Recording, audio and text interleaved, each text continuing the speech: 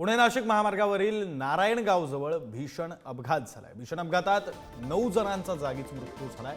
Eicher Maxximo गाडी आणि एसटीची धडक बसली। मृतांचा आकडा हा आणखी वाढण्याची शक्यता आहे। जखमींची प्रकृती ही सध्या गंभीर आहे। आपले प्रतिनिधी तुषार झरेकर आपल्यासोबत जोडले गेलेले आहेत। अधिकचा तपशील त्यांच्याकडून घेऊया।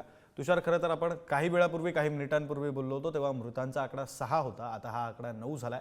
आणखी वाढण्याची सुद्धा भीती आहे। नक्कीच एकंदरीत जर आपण पाहिलं तर पुणे नाशिक महामार्गावरती हा अपघात झालेला आहे आणि यात जर आपण पाहिलं तर 4 पुरुष आणि 4 महिला यांच्या समवेत एका लहान बाळाचाही खरं तर जागीच मृत्यू झालेला आहे। ही संपूर्ण जी घटना आहे ती नारायणगाव पासून पुढल्या भागामध्ये झालेली आहे। जो रस्ता नारायणगाववरून पुढे आळेफाटा या ठिकाणी जातो, या मार्गावरती हा संपूर्ण जी घटना आहे ती घडल्याचं एकंदरीत पाहायला मिळतंय।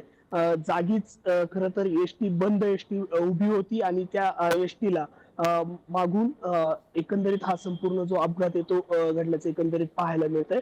जी प्रवासी वाहतूक करणारी गाडी होती त्या गाडीला आयशर गाडीची धडक झाली आणि ती पुढे जाऊन बंद पडलेल्या एसटी गाडीला ठोकली आणि त्यात हा अपघात झालेला आहे। आणि त्यामध्ये जर आपण पाहिलं तर 9 जणांचा जागीच मृत्यू झालेला आहे, तर 3 जण हे गंभीररित्या जखमी आहेत। त्यांना ग्रामीण रुग्णालय नारायणगाव येथे ऍडमिट करण्यात आलेले आहे।